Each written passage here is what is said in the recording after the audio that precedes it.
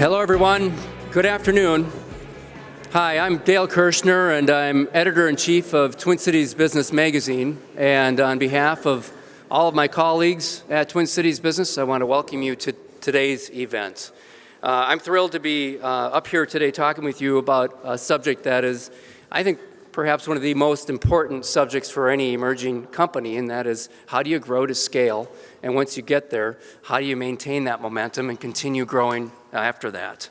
And we have a great group of panelists here to talk with us about that. You know, it's interesting too that when we talk about scale, it's also not only about being self-sustaining, but it's about how do you handle that rocket launch? How do you take off? How do you gear up for the launch? And then once you're flying, how do you keep things under control? And that's part of what we'll be talking about today. Before we begin, I'd like to briefly introduce you to today's sponsors. Our first sponsor is U.S. Bank, the fifth largest commercial bank in the United States with a number of branches and experienced bankers that work with emerging businesses in the Twin Cities. U.S. Bank has been the #1 SBA lender here in Minnesota based on number of loans and also loan dollar volume since 2007. In addition, U.S. Bank's commitment to business owners extends beyond banking and lending through its U.S. Bank Connect, which is a website. It offers advice and networking opportunities to business owners of varying sizes and strategies of their businesses, regardless of which part in their life cycle they're in. Our second sponsor is Dorsey & Whitney, which for more than 100 years has served as a valued cutting-edge business partner for its clients.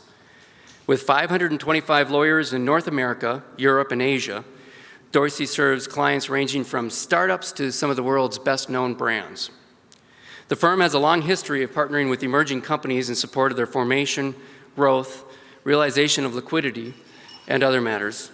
It also does a great job in helping these companies with everything from corporate governance to IP protection, employment matters, dispute resolution, IPOs, M&A transactions, and more. So please join me in thanking today's sponsors.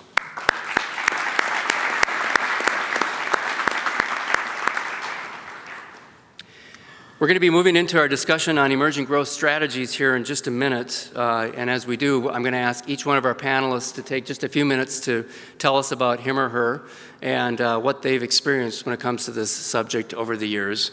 As they do, please write down any questions that you'd like to ask when we go to a Q&A process a little later on in the program. We're also going to switch gears further on where you see these red envelopes at your table. We're going to ask you to open those envelopes at that time. Don't open those before then. And they have challenge questions in them. They're kind of a what would you do question. And you might want to choose somebody at your table ahead of time to be the one to be the kind of the table master to open up that envelope, ask that question, and then you're going to have 2 minutes to come up with a solution. And after that, we'll come out and ask a few of you to stand up and let us know what your challenge was and what your solution was, and then we'll go from there back into Q&A and talk more about all of that. So with that, on to our panelists. Our first panelist today is Matthew Dornquist, CEO and co-founder of Code42. Founded in 2001, Code42 is a software development company comprised of 400+ engineering, sales, marketing, design, and support professionals. Under Matthew's leadership, the Code42 team successfully blends natural technical acuity and diverse management experience with pragmatism. Prior to Code42, Matthew served as chief scientist at WebHealth, chief technology officer for Fallon McElliott, and founder and owner of MicroWorks. Matthew? Hi, thank you. Go ahead. Oh, is my mic on? It should be. All right, can you guys hear me okay? No. Try it again. And we go again and again. Oh, I'm starting to pick up some. There we go. Oh, yeah. Okay. Excellent. Would you like me just to talk a bit about what we're up to? 3 minutes roughly. 3 minutes. So I work at Code42 Software. I am one of the founders. And I think under our collective leadership, we've done fairly well in recent history. We solve I think it's important to understand sort of perhaps who I am and who we are in the context of the information we share with you in terms of scale. I'm an engineer by trade. I've been writing software for many years. My latest gig is I do pretend to be a CEO of a somewhat larger company.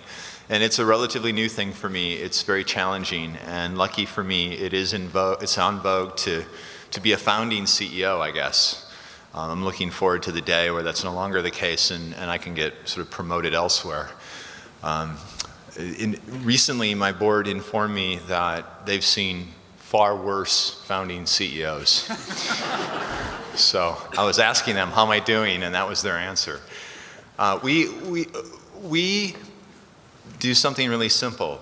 We protect the information on laptops, desktops, mobile devices, and we add a few features, bells and whistles along the way. But it's a simple idea, and it was unique at the time. We felt that the information on these devices was worth protecting, and that the people that were creating the information, they would value if that information were not lost or stolen when their laptop is lost or stolen.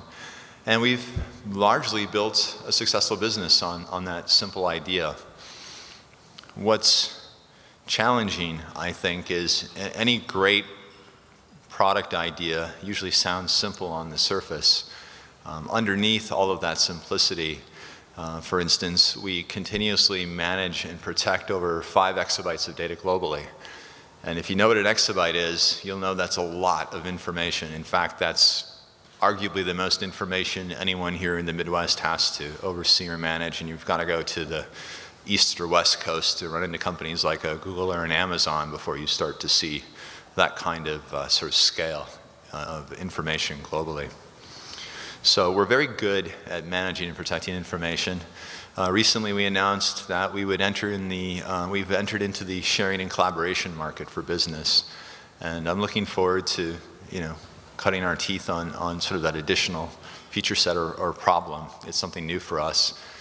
We're currently, as a business, we're at in excess of $100 million a year run rate. So we've been scaling roughly 100% year over year previous for quite a while. You just do the math looking backwards. So hopefully that gives you a sense of what we do and what we're up to. So in summary, protect all the information everywhere, cloud computing company, store lots of data, a lot of engineers, marketing, design, sales and support professionals live under our roof. We haven't really outsourced much, which I think is a little unusual. Thank you, Matthew. Panelist number 2 is Tom Kiefer, who is Chief Executive Officer of Vertiva. Vertiva is an independent IT consulting and managed services firm. And prior to founding Vertiva, Tom, back in '99, founded Agility, which was a pioneer in the cloud computing and software as a service marketplace. Tom also founded Connect Computer, an information technology consulting and services firm, back in 1986. Tom? All right, thanks, Dale. Hey, good afternoon, everybody. In addition to being the Vertiva co-founder and CEO, I'm also proud of my role as really chief mentor and coach, and I really enjoy doing that part of my job. As you can kind of tell from my rap sheet there that Dale read off, I'm a serial entrepreneur.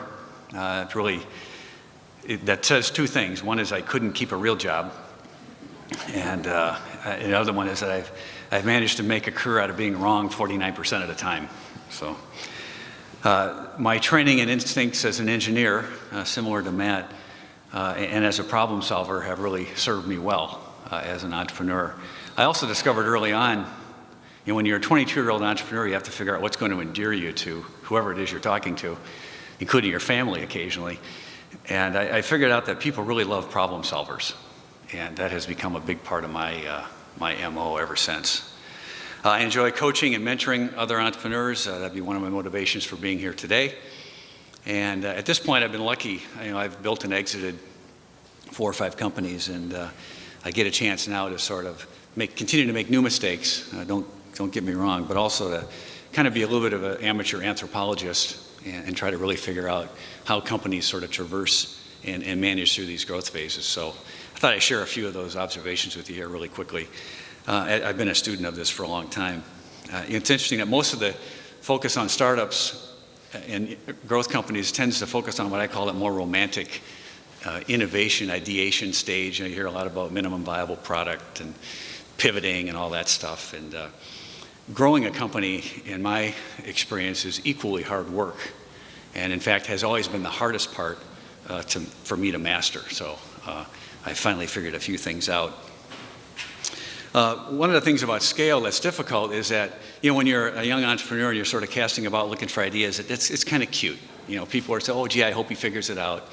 And then once you say, okay, now I think I figured it out, and I'm going to place the bet, it gets a little more serious, right? So now, okay, how do we scale this thing?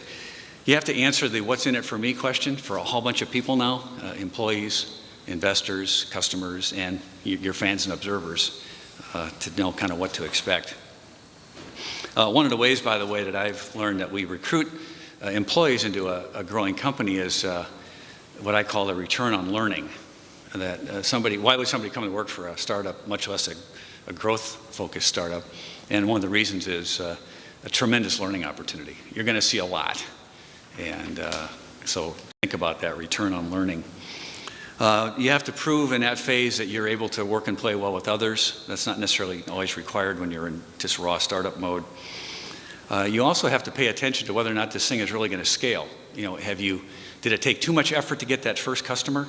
And that's just not a scalable agenda. I've seen that happen a lot. Everybody gets focused on doing whatever it takes to get that first customer, and then you figure out that, man, that was a lot of work, and we don't have enough time to do that to any interesting scale. So be careful about that. And then the one thing I always encourage people is never forget the startup creed, right? You got to keep the main thing. Stay focused on that one thing that really makes you different. And not be distracted. So the scaling topic is interesting to me today. We're at that stage now at Vertiva, my current venture. We're about a $10 million company. My estimation, by the way, it takes about 5 to 8 years for a company to typically kind of find its stride and figure out what it's really going to be. We're at that point now, fortunately. We're focused on 3 things, and I won't delve into these. I'll just kind of list them for you. One is focusing on the delivery and process. Getting the systems in place, getting the tools, that next level of investment, getting the right people on the bus. And really being able to have that team. Secondly, we're focused on brand. There's 2 elements of brand. One, the internal branding is also known as culture.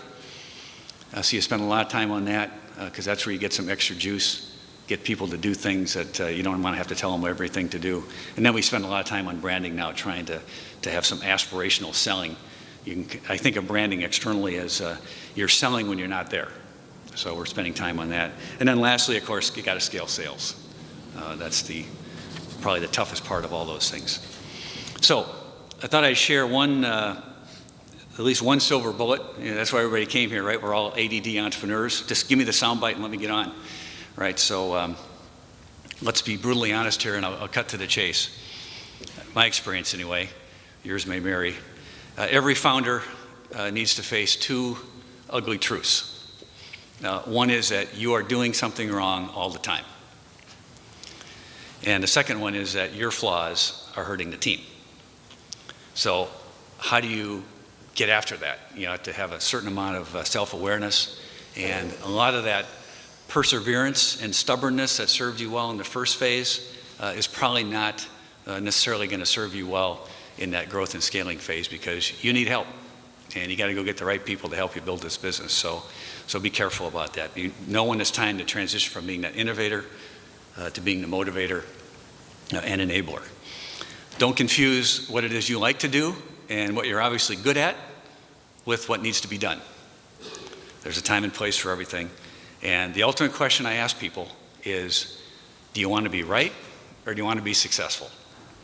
And if you want to be successful, you will find a way to get the right people on the bus and continue the journey. So I've got a couple other thoughts here I'll save. I probably went past my allotted 4 minutes. And I've got 3 books here I want to just list off to you quickly, and I'm happy to give these to you or share these names with you. You can go look them up. But one book is by a guy named Lee McCowan called The Synergist. And this book talks a lot about roles and how an entrepreneur surrounds himself with that next set of people to help. Another one is by Verne Harnish, who I've actually had the pleasure of meeting. he's got something called Mastering the Rockefeller Habits, and he's famous for the one-page business plan and the planning pyramid. And then a very popular book right now is called Traction by Gino Wickman. And Traction talks about the critical 6 components to building a business, and all these things focus on scale. So there's your take-home value for today. Go buy a book. Thanks, Tom. Our next panelist is Patrick Meenan, director at Arthur Ventures, a venture capital firm that has offices in Fargo and Minneapolis, and invests in early-stage software companies, mostly located here in the upper Midwest. Before joining Arthur Ventures, he worked at Microsoft's corporate development group in Seattle and with Piper Jaffray's technology group here in Minneapolis. Patrick. Yeah, thank you. Arthur Ventures, like Dale had said, is a venture capital firm in Fargo and Minneapolis.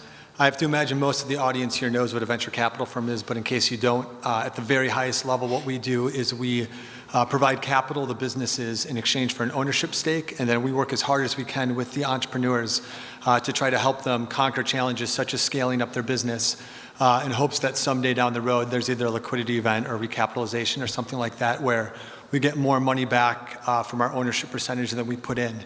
It doesn't always happen that way, but it's certainly the goal. Like Dale said, we invest in software companies. Most of what we're doing is investing in business-to-business software companies. Oftentimes, it's lower price point, high customer volume products. We've done a lot in the marketing technology space. We're typically investing anywhere from $250,000 up to $3 million. But what we're most often doing is investing about $500K to $2 million in Series A rounds of anywhere from 1 to 5. And I would say a couple of things about our experiences, I would say in scale, is that the first thing to note is that I believe everyone up here is entrepreneurs. I'm actually an investor, so I haven't done it myself. One thing that we have been able to do, though, is across our portfolio is see many different entrepreneurs and CEOs either succeed or struggle with the challenge of scaling their business.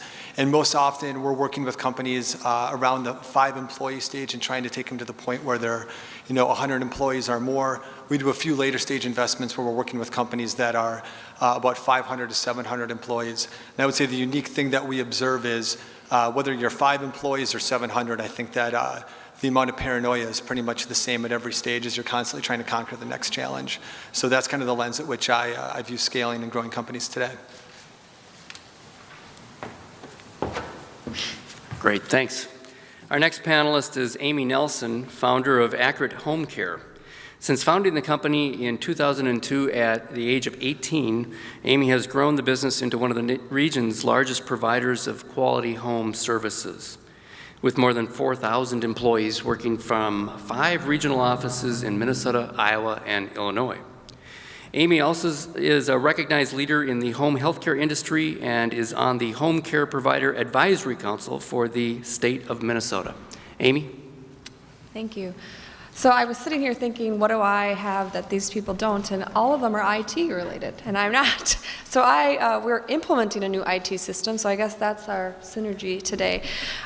So like you said, I am very much an entrepreneur that loves people, and also a little bit on the fact of loving regulations, and that's a little cynical, I know, but it's something that's actually got me to where I am. I came from a company that was billing the state fraudulently, took 7 years to prosecute them, but from that I learned a lot about how to run a business, what not to do, and ultimately my passion is for taking care of people. So we provide in-home health care to children all the way up to seniors and across 3 states. One of the things that we've had not the problem is growing. We continue to grow and grow and grow, and the problem that we've had is how to take the right customer. It's easy for us, it was easy to get that first client, but what's hard is to make sure that it's the right client. Are you spending too much time? Are you potentially risking your reputation? And then ultimately, how do you not overwork your team? We hear all the time, I'm overwhelmed, or I have too much work to do, and so, it was, we'll hire another person, hence, we have issues with scale. I'm hoping that our IT software helps us with that. But I think one of the things is important. I am a complete entrepreneur and innovator and constantly giving ideas, and I'm sure many of you are that same way. And how do you make sure that you tame yourself, not overworking your team when they are really overwhelmed and listening? And so I found that Minnesotans have a really good work ethic, something that isn't across the country. And I'm from Louisiana, so I can say that, actually. But I think, sometimes we expect a lot from our employees, and then, I always say give them back what they give you. So if they ask for a day off, you give them a day off. You don't question it. Treat people the way that you wanted to be treated. But investors and stakeholders don't always want that. Paying for that health insurance plan isn't going to be cheap for any of us. So how do we scale the business to make sure that we can do those things to retain people and get the talent that we ultimately need? I think one of the things that I challenge myself with on a daily basis is, what is next? Do we change for the sake of change, or do we really make those changes because they're important for the organization overall? We've surpassed all of our competitors. It's not because we've been stuck in our ways, and actually all of you are in this room because you probably are in that same boat. You want to do better. You want to ultimately make a difference and be the best in your industry. And so what are the right choices? What are the right investments? Is it taking too long to get that profitability back? How do you maintain all of the shareholders at the same time and still continue to do the right thing? So I think it's just important that, again, you look inside and make sure that you're challenging yourself to stay on track, keep to the core mission. For us, we look at our employees, clients, and referrals as our customer, and not just our customer as our customer, and that tends to help us succeed in the marketplace. Great. Thank you, Amy. Our fifth panelist today is Tom O'Neill. One of the Nerdery's first employees, Tom became a developer and cultural leader of the company in 2004, about a year after it started.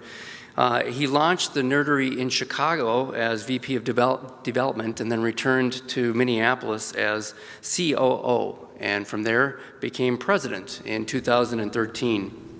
In shared belief in distributed leadership, Tom shares the title technically with his employees as co-president and with all of his fellow nerds, as they still refer to themselves. Tom? Well, thank you. And I did slides. I apologize, guys. It's a force of habit, I guess. I have 487 awesome nerds who work for me, and I want to make sure they're well represented. Let's see if this works. Cool. So yeah, we're the Nerdery. We're a professional services organization that builds custom web and mobile software. Like I said, here's some statistics: 487 employees. We've got 98 dogs that roam the offices, 80 bike commuters, the 3 offices, Kansas City, Chicago, Minneapolis. And we've been in business long enough to have watched all of the Star Wars trilogy back to back, I guess 383,000 times. I have some other fun stats too, but I won't bore you with them. This panel today is about growth. I thought I'd share just a visual of our growth. There's some notable things there. We've had more than 30% growth every year since we started. Our highest growth year was our second year, and that was 536% in 2004. A notable year on the chart here is 2011, where we had 85% growth, and we're still looking at, I guess, about 30 or 40% growth this year, depending on how things shake out. Some more statistics about me. I've been working at the Nerdery way too long. I'll just leave it at that. I started at the Nerdery as a programmer, and when I started, I really loved software development. I love writing code. I love problem solving, those sorts of things. But when Luke Buckland, our late president, asked me, what I wanted to do when I grew up, I didn't know. I did a little soul searching to figure that out, and what I ended up realizing is that what was really fun for me as a technologist was surrounding myself with really smart people and positioning them to succeed. And I looked back at the 2 years I had worked at the Nerdery and my previous jobs before that as an entrepreneur and other things. And the most fun that I had in my work was convincing other really smart people to join our team and to have fun with me. And that kind of leads to my next slide. And they asked us to share one or two things that as advice or challenges or those sorts of things that you've run into with growth. And I thought I'd share a little bit about our vision to be the best place in the world for nerds to work. I'll tell you a story. And it was probably 6 years ago when we came up for a vision statement. And the executive committee, I was on it as the VP of Dev, and we were all trying to discover, like, who do we want to be, why are we here, all that stuff. And we came up with all kinds of different cool things about having the best product and service and, being the, biggest thought leaders in the world or blah, blah, blah, all this great stuff that might position us better to our clients or to the market. And at the time, I didn't really believe in any of those guiding principle things, like in air quotes. I was too busy getting the work done to care about any of that stuff. And Luke, our late president, he kind of, he got my attention and he said, "No, Tom, why are you here? Why do you work here?" And I thought back to what I said in the previous slide. Well, what I really love about this place is that, it's different from any other organization. We actually believe in the software developers that work for us. We value their opinion. We want to position them to succeed, and we're not selling a product or service that is there just to make money. Any of us at the time who were leading the company could have taken jobs and worked for a big bank in their IT department or, a healthcare provider or any of those things and made twice as much money and had a very deliberate and defined career path. But we weren't there. We were working at the Nerdery, and that's because we wanted to do it right. We wanted to respect the process. We wanted to work with really smart people on cool things and not say that you can't do it that way or you can't use that framework or those tools or those things. And I thought back to those interviews where I'd sit down with a developer and I'd look across the table and I'd be like, "No, guys, I'm serious. You're going to love it here. The 3 founders, they still write code. You wouldn't believe it. They get it. They understand us, And when I saw the twinkle in the eye across the table, I knew that was the kind of employee that I wanted to hire. And when we started to talk about that stuff, when we're creating that vision of why we're here and what the point of the Nerdery was, and we started to talk about those things, that's when I understood the point of that guiding principle, to create a vision, Ours is to be the best place in the world for nerds to work, and it's not altruistic. It's not just for, me to be able to hang out with cool and smart people. It's, behind it is the product of our service, the great things that we get to do for our customers. To see that success is part of being a great place to work, right? I mean, it's not the dogs that we have running around the office. It's not the free beer at 5 o'clock or the company meetings where we celebrate every week or free soda and all that stuff. Those things are nice and they're fun perks to the job. But to be a great place to work is about purpose. It's about actually doing something that's meaningful, about creating real impact on our clients. It's about career path for our nerds. It's about learning. It's about growing. It's about all those things. So when we really broke it down like that, and I started to understand the reason for guiding principles, and that way, as we continued to grow, and we had to make those tough decisions, we could look at those guiding principles that we've defined in that vision and our core values, and we could make those tough decisions for the right reason, not just for the reason that looked good on our bottom line, or not just the reason that was easier or any of those things. I think it was Tom who mentioned focus. It allowed us to stay focused on the right things, and I really think that has been a big part of our success. And the next thing I would share is about when you're hiring, talent is extremely important, capability is extremely important. We all know that, but being aligned with those values and that vision is just as important. And so I think that I would give that advice to any entrepreneur who's trying to build a company. At 100 people, another story, I'm sorry, I'm a story guy. At 100 people, a bunch of our nerds were kind of saying to me, "Tom, we're getting too big, we're losing our culture, it's going to fall apart, and we're going to be corporate," this evil thing, corporate, that nobody wants to be. And so what are you going to do about it, they said to me, and I said, "I don't know." So I went out to the community, and I asked for help. So I found leaders of big companies that I respected, who I've seen succeed in growth, much bigger than they were at the time, 500, 600 person companies. And I met with about 10 different people, and 7 out of the 10 conversations I had, they all said the same thing. They said, you're going to have to learn how to fire your top performer who doesn't fit your culture, who doesn't fit your values, who isn't, working in the same direction as you. And at the time, I thought, that's crazy. I am trying to do all this project work that we don't have enough employees as is. My top performers are like gold. The talent is at such a premium. How could I possibly do that? But over the last 5 years, I really understood what those leaders that I looked up to meant, and I've learned the hard way by hanging on to a couple of those people too long. But ultimately, only a handful didn't fit the mold of our values and our culture. But we ended up making the right decision, and the coolest thing is seeing the team around them step up and fill in the void. So what was a great performer, who was a virus to your culture, was actually holding me back more than I understood. So hire not just based on capability, but based on the fit, and fire for the same reason. So I think that's it for my little bit here. Thanks. Thanks, Tom.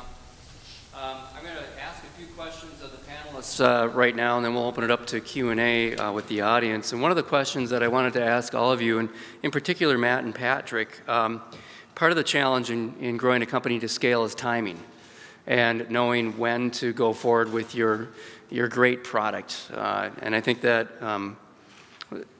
Matt, didn't you wait when it came to the product you really wanted to get out there with for quite a few years until the market timing was right? And how did you know when the timing was right? Here we are. I'm waiting for my, there we go.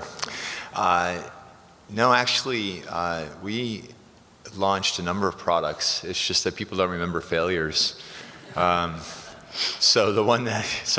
waited, apparently we waited 6 years for some strange reason to launch our product. Okay. Yeah, I don't know what we were doing during that time. I lost millions. Code 42, when we started it, we were a services business like the Nerdery, but speaking to values, everyone that we hired, we said, I know we look like a services company, but we're really a product company, I promise. Just one more client. And we would then take the money, we'd save it up, and we'd try a product and it would fail, and then we would do that again. So I don't, I think great entrepreneurship, for you to succeed, you need a number of things, but perhaps one of the most important is a sense of urgency or passion about whatever it is your idea is, and you just go for it. And either the market's ready or it's not, but you're not going to wait for the market. You just go. And if you don't have that kind of passion, then perhaps you're on the wrong idea. In our case, we were actually ahead of the market by a few years. And arguably, if you look at the data right now, the market's just now getting started for us. So maybe we were even 5+ years ahead of the market. I know when we talked earlier, you talked about not going after financing too until you were ready. And was that part of it as well, was making sure that that product was finally getting some traction, and then you would go to the investors? No,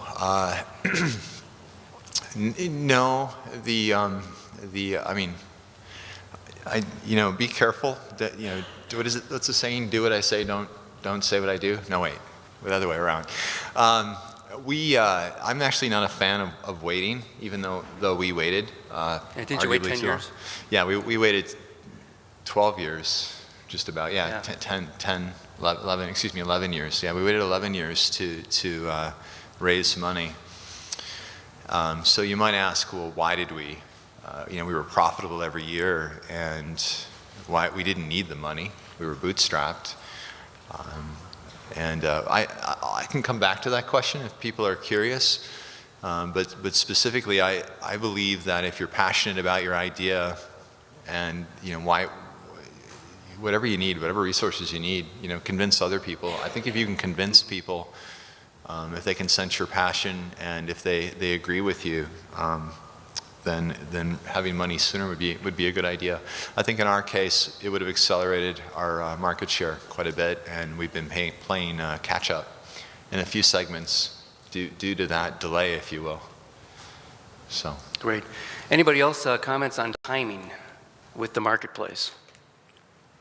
I think for us, two of the companies that we invested in, I would say started similar to what Matthew was saying in terms of they started as somewhat services business. I think it's actually a good way to start something when you're kind of testing something out, because you actually have the flexibility and you have other proceeds to pay your salary if you want while you test out a product to see if there's a market fit. I would say two of the companies locally that we invested in, both Leadpages and ThisClicks. I don't know, again, I don't think you're ever done scaling. I think there's multiple different points of scale. It's a pretty broad term. But for both of those companies, they had kind of started something, and then there was a strong enough market adoption where they actually realized how they could acquire a customer and what it took to acquire a customer. And they realized, hey, there's something real here. And I would say that's probably when they switched, is when they actually saw, hey, if I spend X amount of dollars on certain advertising, I'm going to get a customer paying me this much over this amount of time, so the economics make sense. Or in Leadpages' sense, they don't have a sales force, they don't do advertising, they just do webinars and affiliate marketing. They realize, hey, if we do this many webinars, we're going to have this sort of trial to this sort of buy mechanism, and we actually think that there could be something real here. So for those guys, it was kind of a wait and see. ThisClick specifically, it took them 3 years to what I would call a nominal amount of monthly recurring revenue. And then all of a sudden, Chad Halverson, the CEO, figured out his channel and his ability to acquire a customer, and that amount tripled over a year. Then he ended up raising money. So they kind of waited for that point before they jumped in. Great, thanks. Amy, I have a question for you. Was wondering, you launched the company, and it's been self-sustaining since day one, but was wondering if you could tell us a little bit about some of the surprises that came up along the way, any major setbacks when it came to being able to grow it as much as you have without having to, I know you eventually went and did receive some financing, but tell us about a couple of those surprises that came up and how you dealt with them. So one thing that I started was paying people after I got paid. Well, that didn't work so well, right? So I had to switch the payroll process. It was a hiccup in the first probably couple months, so not a lot of employees at the time. So that was a pretty easy switch to do. However, I think when we are reliant so much on the government for our payments, we have to really hope that they don't shut down, hope that they don't stop paying us. And so think about your customers and, do you have any like that ultimately have risk of not paying you, or you're relying on them, basically signing the stroke of a pen, right, for us, they can shut down. And that has happened to us. We've been withheld payment for a month at a time. We are in Illinois where they don't pay their people at all. So, you have to make an exit of that business, deciding of when's the right time. Okay, it's not seeing any light at the end of the tunnel. We're going on 2 years of not receiving payment. So good thing we decided to get out of that business line for the Medicaid system. We're not in Illinois, right? So we're good there. Minnesota has been a pretty favorable state when it comes to federal and state funding, but that isn't the case in all of it. I think, there will be things, whether it's rate increases and decreases, or you have the ability to set your own prices, and how do your customers react to that. We don't have that luxury, so we're kind of dictated on that price fixation, if you will. But I think the competitiveness is the problem that we face. How our healthcare-centric state, we compete for nurses, and so if the hospitals start hiring, now we have an issue with trying to staff. So how do we offer hiring bonuses or education, or what are the benefits that we can offer? And it's that continual looking for the next thing that you're going to set yourself apart and still maintain your employees is really important. And so I think from that perspective, while we have been self-sustaining, it's still not without its challenges of continuing to recruit and hire and retain the people that continue to bring the revenue into us. Anybody else on that question? Okay, I'm going to ask if there are any questions out in the audience at this point. Right here.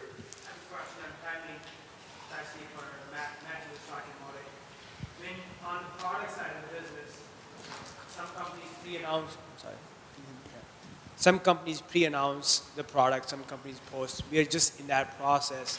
Now, as the technology change and you can get the word out a lot faster, we have 3 or 4 new products that we're building right now. I'm trying to figure out, in this day and age, what's your recommendation? Is it pre-announcing still good to get out, assuming there's no IP issues that you have to deal with? That's a good question. So the question is, well, and there we go. The question is, when do you announce your product, right? There are a number of variables to that. In particular, what industry are you in? And there's but let me just sort of distill it down to 2 schools of thought, and I'll let you know which one I'm in. The first one is, there's no such thing as bad press. Why would you do anything to hold back getting the word out at any point? You should just go now already. You should have announced it 5 years ago before you had any money, any employees, or anything. Get it out, repeat it, shout it often, shout it loud, and that's a way of doing it. I'll call it sort of the Silicon Valley way of doing it, and they're very successful at that. And no judgments.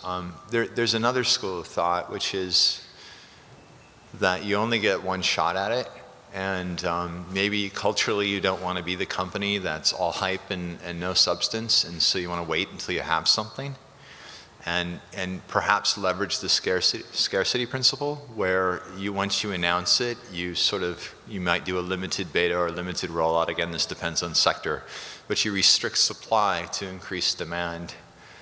Or to control, if you have quality control issues or things that you're nervous about, you might limit that. So let me give you a real world example. Okay, crash plan.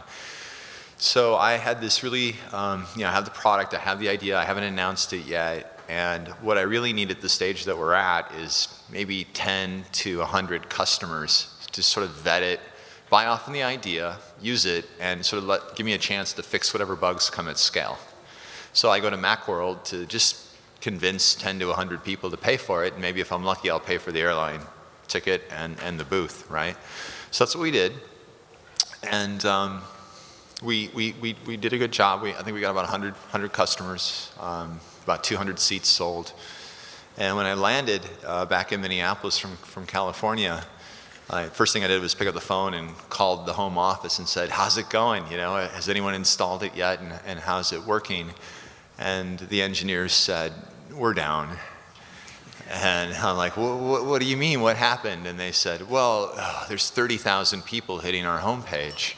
And we're on the homepage of Dig, which was like, this news site, and we were effectively slashed on it. So, and the lesson there is, if and when you do announce, sometimes you plan to be small, and you miss a huge opportunity. So be optimistic, think big. It took us, I don't have the exact number of months, but let's say safely 2 years to reach the traffic level of that first day, right? So talk about a missed opportunity. 30,000 people, and like 10 of them could actually create an account. So a good argument for maybe the Google style of invite-only trials, note to self or next product.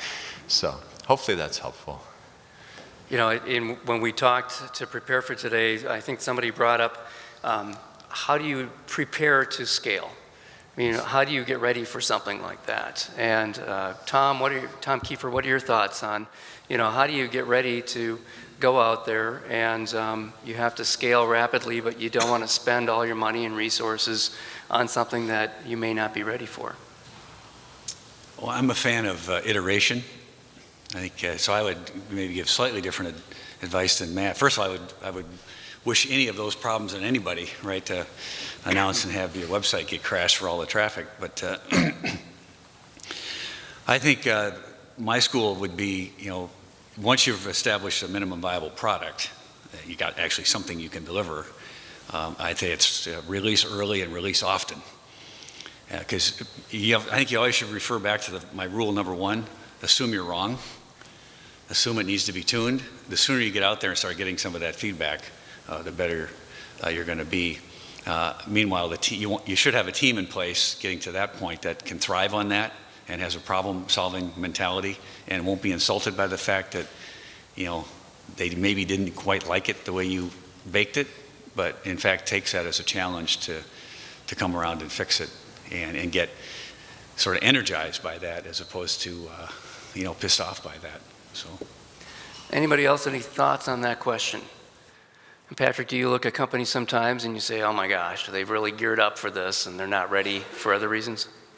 Yeah, well, I think that there's two things. I mean, one thing first on the question I thought was interesting, I would just throw out there is, depending on who you're selling to on that, if you're selling to a corporate, head of IT person, I don't know if the pre-announce really works as well. But if you're selling to like individual small businesses, one thing Clay Collins at Lead Pages does really well is pre-sales, and he really does believe in a minimum viable audience, which is you have to hit your deadline. But if you have 60 to 90 days out, we can actually pre-sell the product. It can help a lot on the feedback.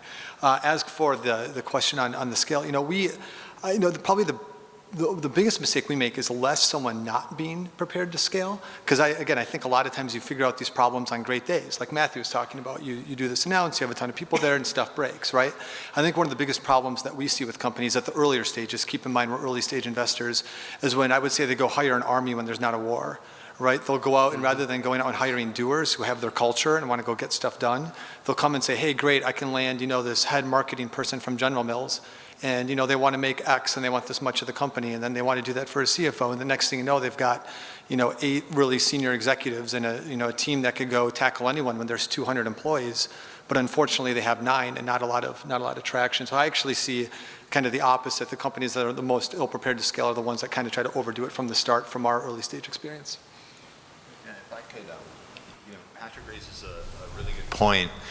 The minimal viable audience, there's one tool that's available now that wasn't available to us when we started, which is Kickstarter. Yeah, for sure. So, if you can actually test your idea before you have a product, how incredible is that? Test the market, right?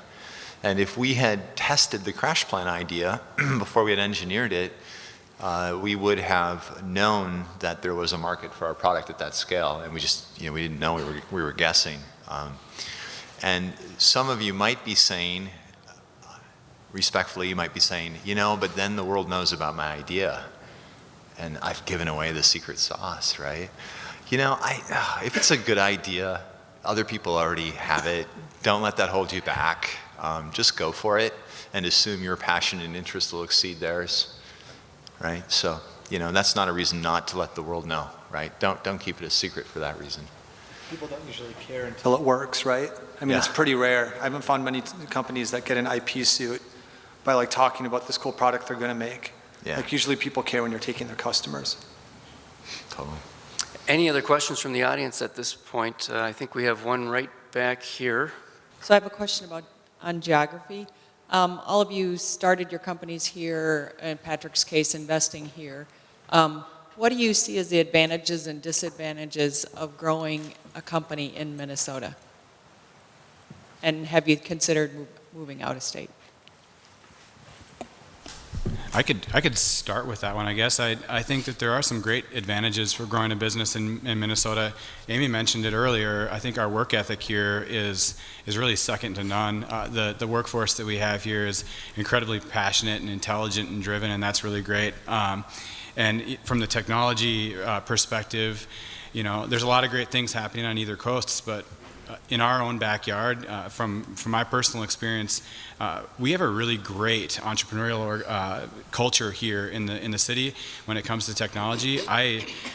Like I said, I convinced a lot of my friends through that community to come join me in building the Nerdery, and I went to Chicago thinking I could experience the same thing. And I went to the startup events and the all the great community things that I thought I'd have similar traction with, and I just didn't. I met a lot of people trying to sell me stuff. I met a lot of people trying to get my attention for some marketing thing, but I didn't meet a lot of technologists that were actually excited about building cool things or starting companies and that sort of thing. So I think Minnesota is unique in that while we're a smaller market, I guess, than some, and we don't have all the flair that they have in San Francisco or in Austin, Texas. We have a really great workforce who's driven. I can speak to There we go. I can speak to that too from this perspective that we are in 3 different states. And one thing that we've said is there's no platform company in home health care that's based in the upper Midwest, specifically in Minnesota. So there's a public company in Illinois, there's a public company in Michigan, but they don't really come to Minnesota. And we actually don't see a lot of deals, although now we've been seeing a lot of deals. But we don't usually see a lot of deals in the upper Midwest. And so I've been asking, why is that? And what it is specifically in the healthcare world, we are very health-centric. So our margins are not always the best from an investment perspective, potentially.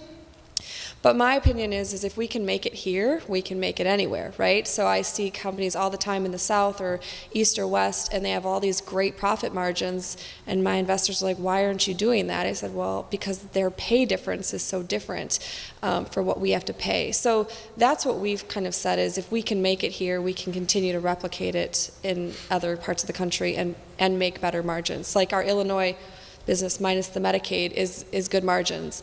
The Iowa one is phenomenal margins, right, comparatively to Minnesota. So you just continue to geographically expand and add bottom line dollars.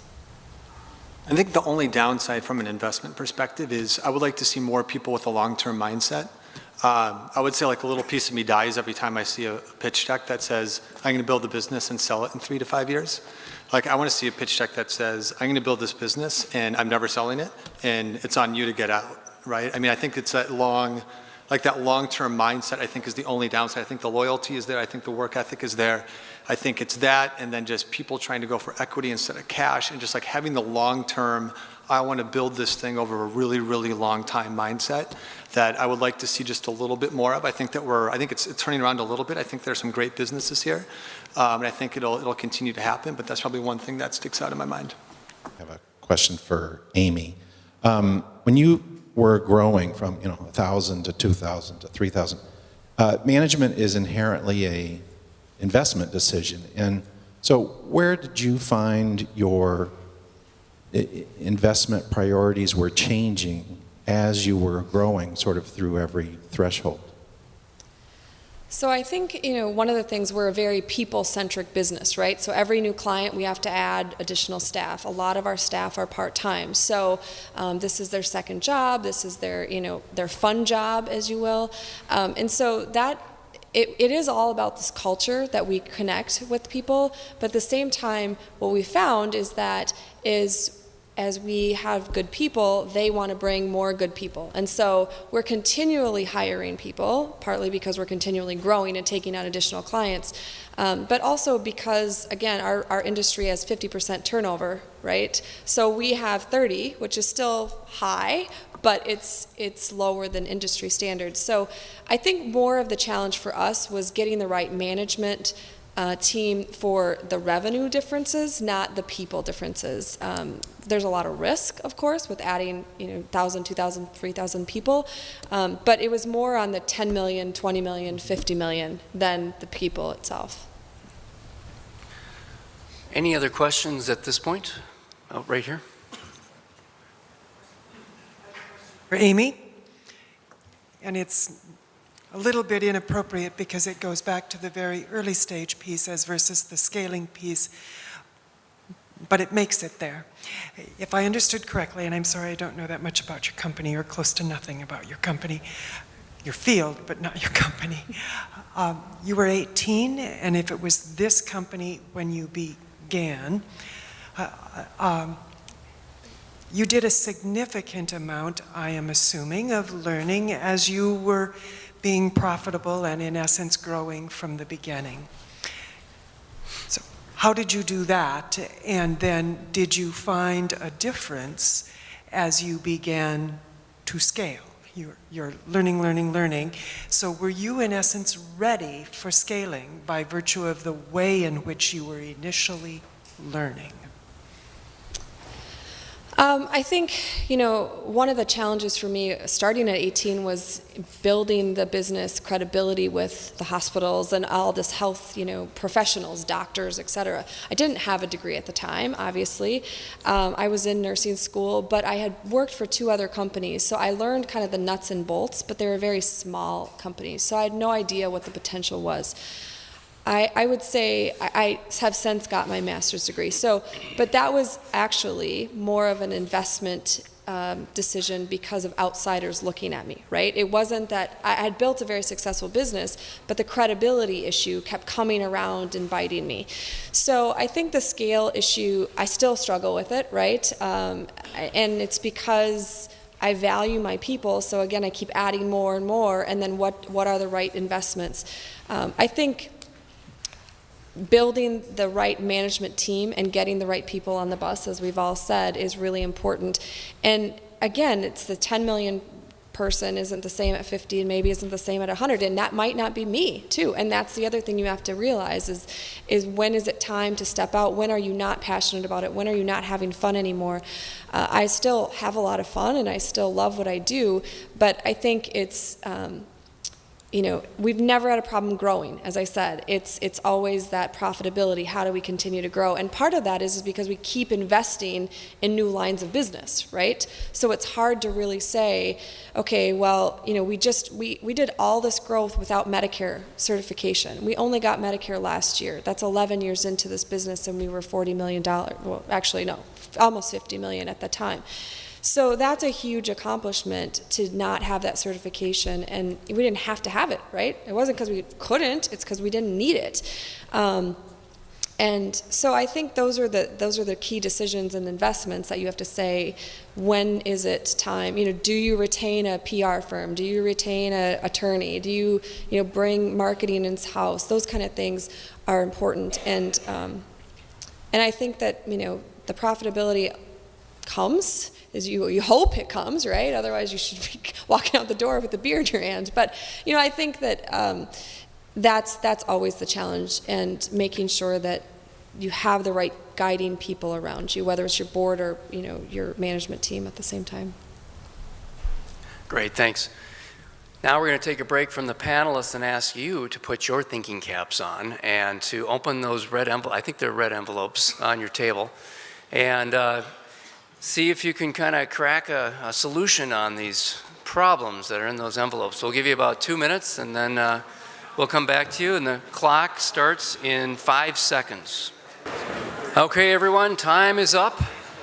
And so I'm going to ask you to figure out who wants to represent your table. And we had 6 questions out there amongst the tables. So I'm going to ask you to volunteer.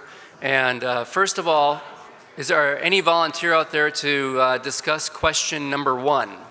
So what's needed to scale your business based on market tests and other work done thus far.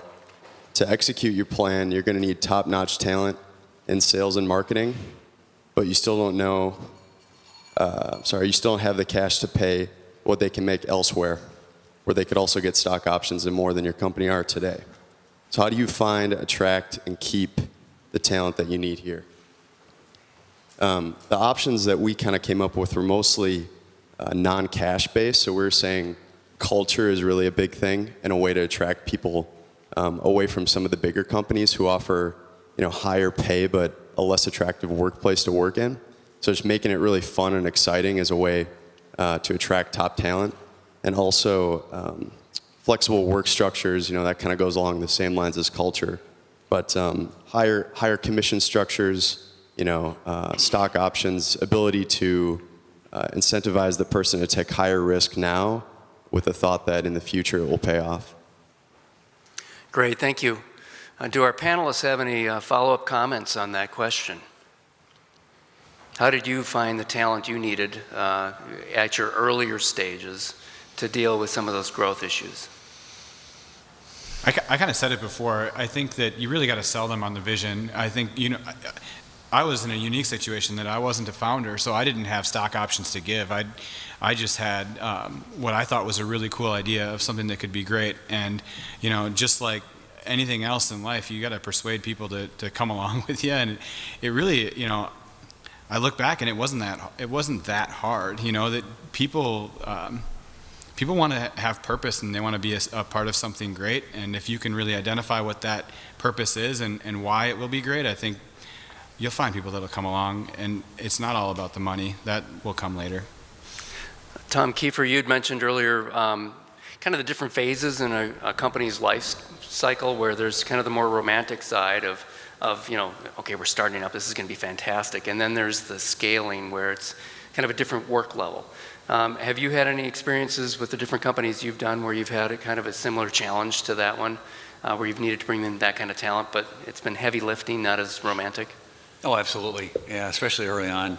Now, I've had the fortune of having built a few companies, so somehow people think that by reputation I'll be successful the next time, but you can't be sure of that. But you have to promise people the opportunity to learn and experience, and I think you can guarantee them a concentrated opportunity to make a whole bunch of mistakes, see a whole bunch of stuff, and learn.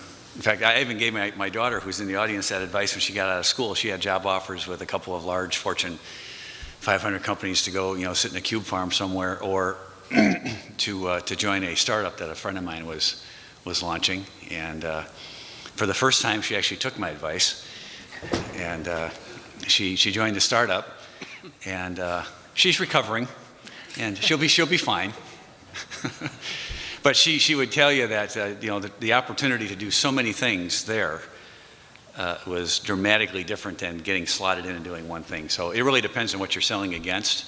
And I think the last thing I would comment on is that a lot of people say, well, I'm going to go take the job with the big company because it's more secure.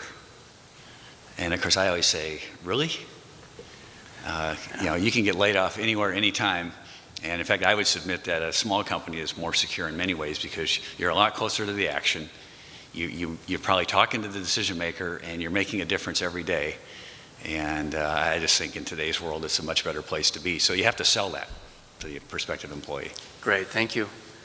I'm going to see if there's anybody who will address question number 3. Okay, great. Question number 3, you've determined you need to hire someone for a key management position. What's most important in your selection process? Fit with your company's culture, professional experience, or educational degree? What, in, and where from?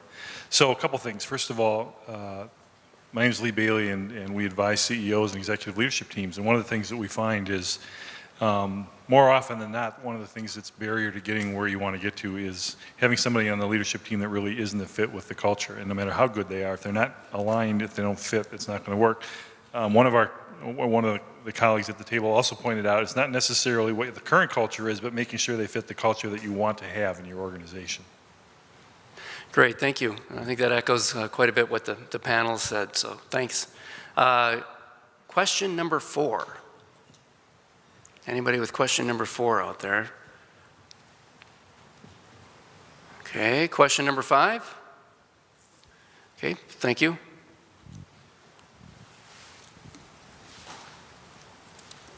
All right, so I have kind of a long question here. You've run your business well and profitably for 8 years and are ready to expand, but need outside financing to make it happen. Banks won't provide it, but private investors will. How best can you proceed so that you don't give away too much in terms of financial value and or autonomy versus having to first connect with them in the future before doing what you want to do with your company? So obviously it's your company, it's profitable, it's your baby, so you want to do your due diligence and find the right partner, align yourself with someone that believes in your core values and also your culture. I know Patrick had talked about long-term strategy, so if you believe in having a long-term strategy, invest with someone that also believes in you as a person, and also mission and strategy for the future. So if they believe in your mission and your culture, and that's what we came up with. So. Great, thank you. And before we come back to the panelists and Q&A, anybody with question number 6? Right here. Your company has been very successful, and if you've experienced 50% growth over the last 2 years. Now the majority of your employees are, I'm going to rephrase this sentence, have less than 2 years of tenure with you. How do you communicate the direction and goals of the organization? This is perplexing to me. I've been in healthcare sales for 15 years now. only 2.5 years with Amy's company, which is my first experience with off the charts rapid growth environment. So that question is odd to me, because with Amy's company, that's the culture. It's fast moving, you're expected to be a high producer, there's incredibly high standards, and the norm is passionate cultural fit. It's talked about daily. So, how do you sell them at Amy's company? You don't. They either cut it or they'll be gone in 6 months. So that question is kind of odd to me in the environment I'm in now, but having said that, maybe I'm tunnel visioning the question. So if others have a different way of interpreting that question, we'd be enlightened to hear from you. Okay, thank you. So panelists, any comments on that question and answer, or any of the other two before that? I can, I'd like to come back to question 2 at one point, but this one is something that we've, geez, it feels like it was just the other day, maybe a little over a year ago, we were approximately 200 people less than we are now. So we're growing at a clip greater than that test question. And see, I can actually weave several answers of several questions together in this narrative. And when we grew our management team, you aspire to bring people on with culture that you perhaps don't have, but you recognize you want, and experience that you perhaps don't have, but that you want to learn from. And I had no idea how to, what do you mean I have to tell these people what we're up to? Why don't they just know, right? And so what we do at Code 42, and I didn't come up with this, but it seems to be working pretty well, is once a year, at the beginning of the year, we bring everyone together, actually under this roof. We were here in January, and we do a big party where we talk about what we're going to do for the year ahead, and what we were supposed to have done last year, and what we succeeded at, and what we missed at, and we remind folks of what we're up to for the year. And then everyone that you bring on, I don't think it's an annual process. I think you continuously, as you hire people, you eventually, if you're scaling quickly, you have to have a process where you onboard them. So we have what's called New Employee Orientation, or NEO, week, where once a month we run a week-long process for all new hires to sort of catch them up to speed. This is where we are in the year, this is where we're headed, this is why we're doing it. And that's been fairly effective for us.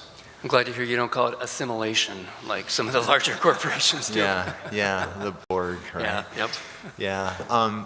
Did I understand question 2? I thought that was a really important one, and I struggled with that personally on a number of times. It was, you need new talent, right? And you're at a certain scale, and you don't necessarily have the money to pay them, but you do have options, right? Yeah, I've been there. That is a really, really tricky point, and there's a couple of suggestions I'd like to make. One that I didn't do, which is, well, I sort of did it, but not really. Imagine the person, don't settle. So if you think that this person needs to be at X, but you can imagine someone yet even further, but that would be just ridiculous. Perhaps you should aspire to get the ridiculous. And the reason I say that is because the gap is not as far as you think, and this person that you settle for, you're going to have to replace eventually, and that's really hard and painful, right? So I brought in some great partners at a certain scale, and if your company continues to grow, no human being can continue to scale like that, and so then you have to replace them. So the higher up you look, the longer you get to keep them as a partner, and you can avoid that, sort of difficult, trying time of replacing them. And everyone gets replaced at all stages, for the most part. So I would really encourage you to think big and imagine that you can get Steve Jobs, as your CMO, and maybe back from the dead is a little extreme, but you get my point. Think big, right? Maybe Jeff Bezos isn't happy, and what he really wants to do is help you on your idea. Think like that. I'm sincere. And then the second point is that might be a good time for a raise.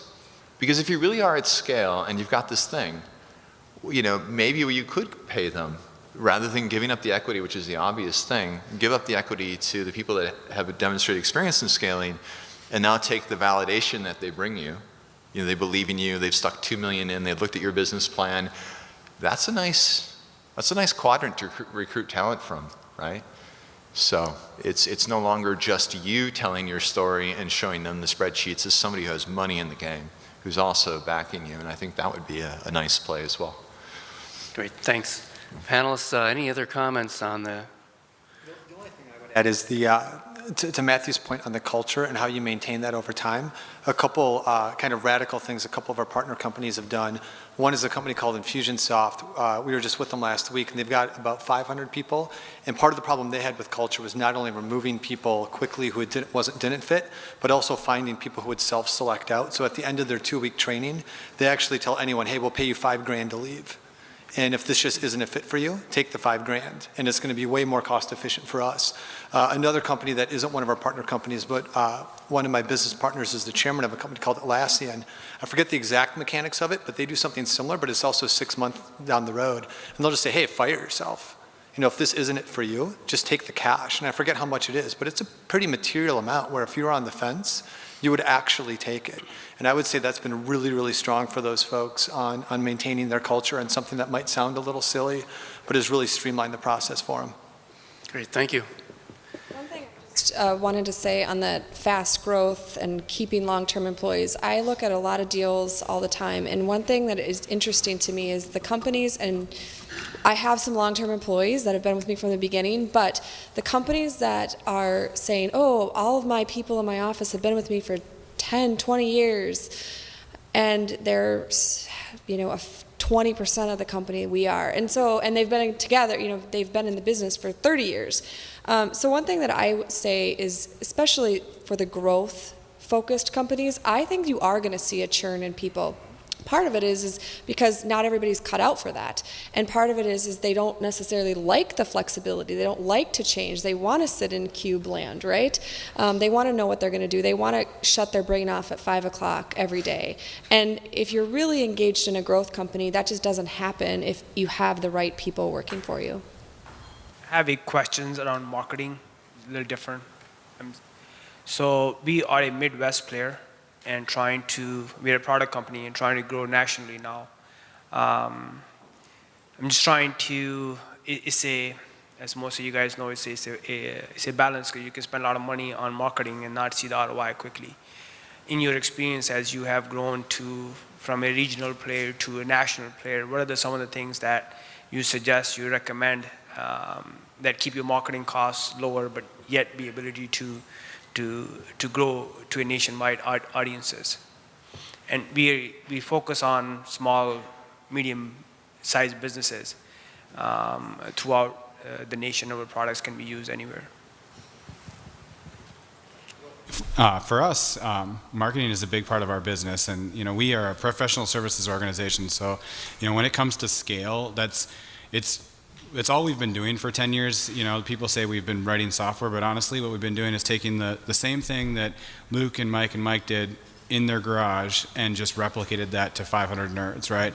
And the way we did it is very deliberately just staying focused on those things. And so when you say taking the business nationwide, with our marketing, it's pretty simple. We want to position ourselves as a thought leader, right? We want to provide some value in our marketing to the marketplace. And so the great team that we have over at the Nerdery doing those things, they're figuring out a way to take the same thing that Luke and Mike did from way back when, where they have talent in their brains. They're consultants, they're engineers, they can figure out how to solve people's problems. And the way that they won their business in day one was, being in a room with somebody, looking them in the eye and saying, oh, I see your business problem, and here's a potential technology solution. We found a way to do that on scale through our marketing by positioning our smart nerds, through webinars, through blog posts, through panels like this, except for in the technology sector. You know, that thought leadership where we're basically presenting our brains to the world. It's really great from a lead generation perspective. And then we have, you know, some marketing automation tools that capture those people who might be interested and find a way to communicate and keep in touch with them. But really, it's scaling that same thing that we did when we started the business of, you know, presenting ourselves as a solution to their problem through our consulting, but taking that nationally through our marketing. So I think I wouldn't waste any money on shiny ads or you know, you can go ahead and play the Google AdWords game. It has a yield that you can measure and plan for. But really, I think that you should try to find a way to provide some value and some service in your marketing, and I think that that's what really engages your audience and drives traffic to your business. At least it's worked for us. Okay, so when you look back, panelists, at all the growth that you've experienced with your company or companies, what one mistake do you wish you could redo, that you could actually not have made?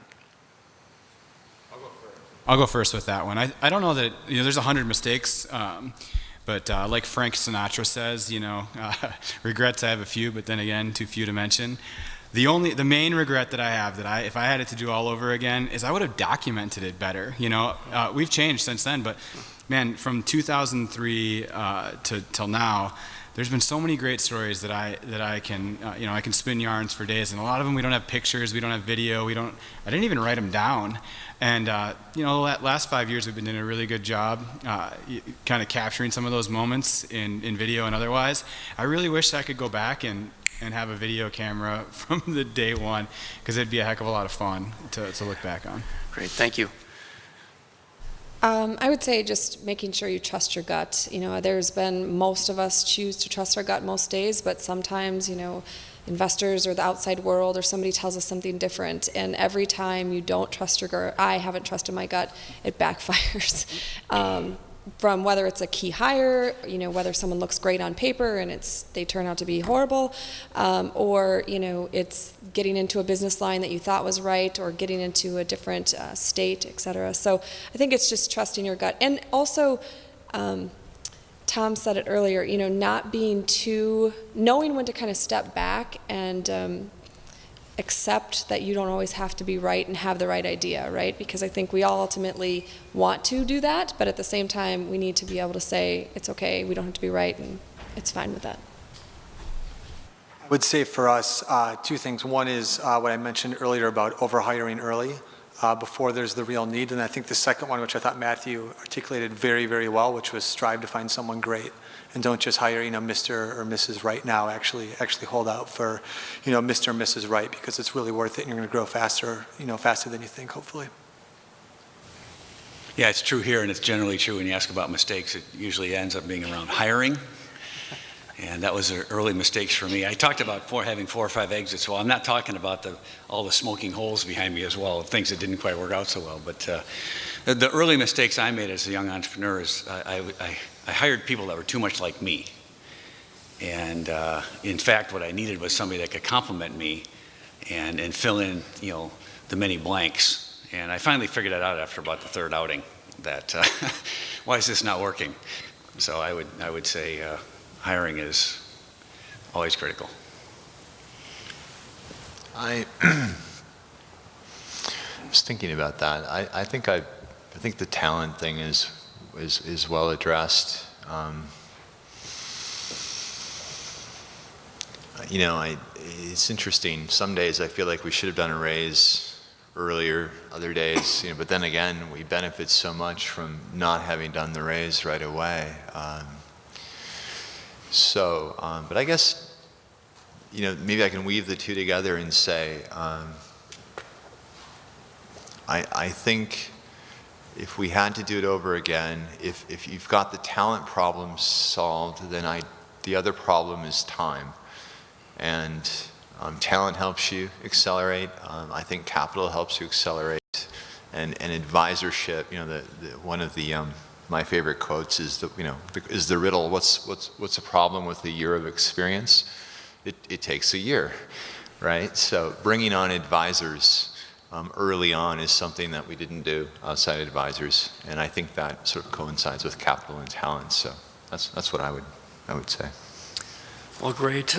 We've heard a lot of great information today, both from our panelists and also from those of you out in the audience who took on some of those challenge questions. So let's give everybody a round of applause. Thank you very much.